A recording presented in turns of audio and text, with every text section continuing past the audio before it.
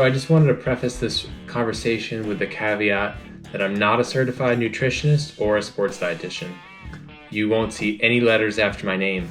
I went to Connecticut College for music, and my dissertation was a recital. At the same time, if you're an endurance athlete, you can probably relate to pursuing a hobby or an interest as passionately as you do your day job. And I've learned a great deal through reading and listening and experimenting. And I think that if you take this framework and tailor it to your nutrition and lifestyle needs, you'll be taking a step in the right direction. But again, no letters after my name, okay? With that disclaimer, I'm here to answer a few questions asked by folks who've been following along. I want to speak to my experience with finding the right foods to keep me happy, healthy, and fit. But before I get into my overarching principles of meals, not diets, a name that I simply came up with to codify my own practices, not for any marketing purposes of any sort, I feel like some backstory is due. It's like a 1,000-foot view of how I landed on this way of thinking. 3 years ago, I turned my stereotypical musician's lifestyle into a brand new cycling lifestyle. So goodbye midnight pizza and beer and pot, and hello veganism and bikes. It was a beautiful honeymoon, riding with no data and just average speed, all new roads and just new rider gains left and right. After about a year, I got a heart rate monitor and a power meter and a coach. And the next year I started racing, and I've been doing that ever since. I did suffer a few setbacks along the way. In May of 2018, I was T-boned by a driver and I broke my femur. That required a bit of rehab. I still carry that titanium rod, but I also carry the confidence that in a suffering contest, I like my odds. And then in September of 2018, I broke my collarbone. I had it plated, but there was some bacteria on the plate, or on one of the screws, and I got a staph infection. I was on antibiotics for the better part of 3 months, and eventually I had a second surgery to take out the plate and the screws because the blood could never get onto the screw to fix that staph infection. But I trained through most of that, and I actually made some good gains, and about 3 months into it, or at the start of the season, I realized something was up with my gut. So I started researching the various ways a long stint on antibiotics can affect your gut, and the very powerful relationship between your gut, your brain, your hormones, and your metabolism. I was having more frequent bouts of depression and feeling generally just off after eating foods that used to work for me. And this led me to re-examine my diet based on the body that I am currently in.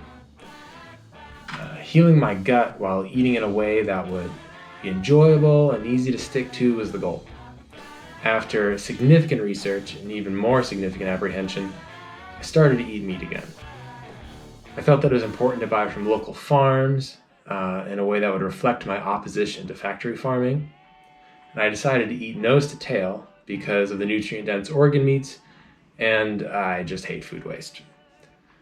So I tinkered and I re-tinkered by tuning into my satiety and tracking my calories for a week, mostly just to know that I wasn't eating way too much protein or way too little protein. And around this time, I heard this podcast featuring Bob Siwahar. And much of what I was experiencing was backed up by his research and his method called Metabolic Efficiency Training. Bob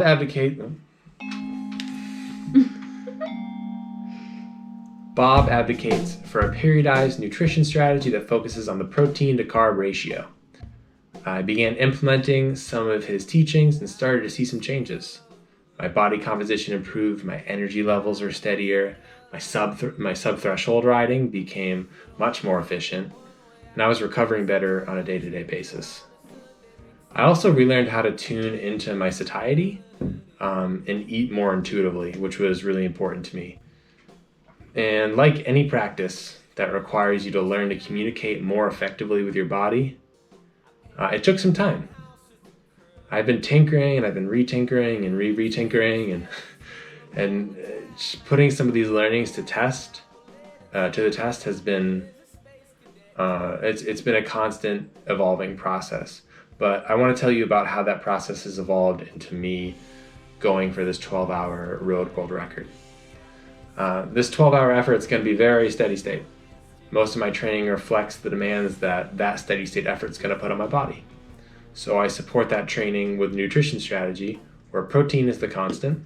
I aim for about 1 gram per pound of body weight per day. I know that seems high for some, but it really works for me. It's about 160 to 180 grams of protein. I can maintain a pretty great fat adaptive state eating a 1-to-1 protein to carbs ratio, and that my carbohydrates come almost entirely from vegetables and from fruits. But when my training intensity increases and I include some anaerobic work, I increase my carbohydrates and eat something that's more like 2-to-1. It just basically means including some more fruit or a sweet potato or some black beans or lentils. How do I make this happen though? Like what do I actually cook? The cornerstone of my nutrition strategy is the morning tray bake. After making coffee, it's pretty much the first thing I do. And there's nothing revolutionary about it. It just sets me up for a good day of eating. I choose like 2 or 3 vegetables and I chop them up to cover a standard baking sheet, put on some olive oil and throw it in the oven at 375. 30 or 40 minutes later, my veggies are done. I transfer those veggies to a Tupperware, add whatever protein that I'm having that day, and there it is, my post-ride meal is ready to go. I don't think you should ever go to the grocery store hungry, and I don't think you should ever get back from a ride having no idea what you're going to eat and no energy to cook it. Another thing I started keeping in mind is that nutrition doesn't reset every day. I picked that up from Zach Bitter, who's the current 100-mile world record holder in running. And like him, I tend to look at my intake as like a 3-day rolling average. So if I don't take in enough total calories or eat enough of some sort of macro, but I feel good and satiated, so it's okay. I'm probably going to be hungry the next day and I'll replenish that then. Of course, if I have a huge day or a huge workout the next day, I might eat a little more just to make sure that I'm fueling the work. But let's get to the name for this approach. And it really came because I wanted to trigger a shift in my own mindset.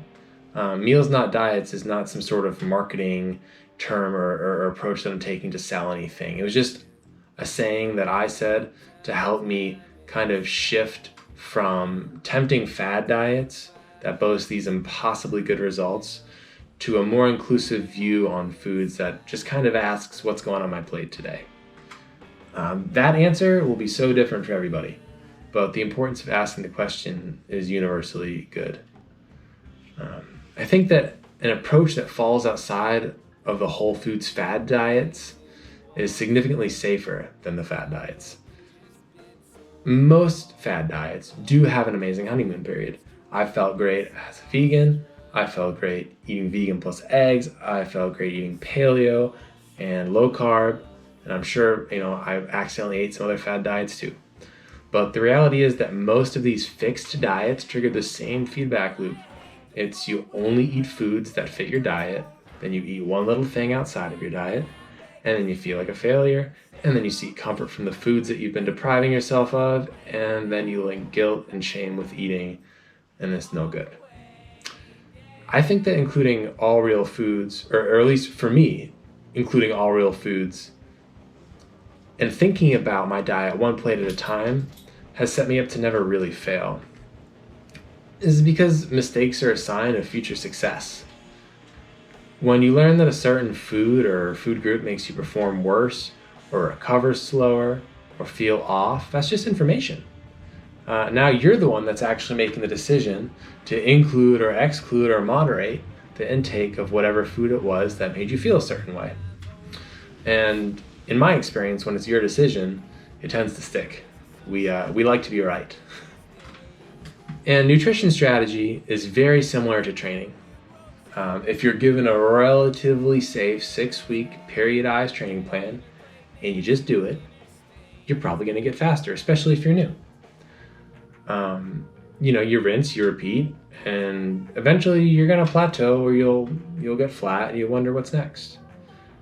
But if you get a coach who understands your unique physiology and tailors their training, prescriptions, and lifestyle advice to your desired outcomes, you'll make sustainable gains over and over and over.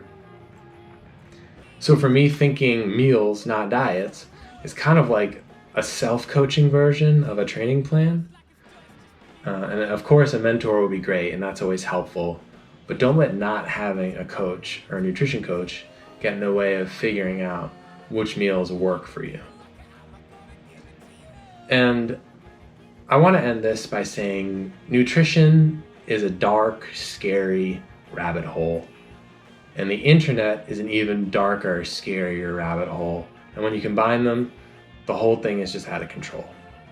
There are folks out there with such strong opinions, and I'm not trying to pick a fight with anybody.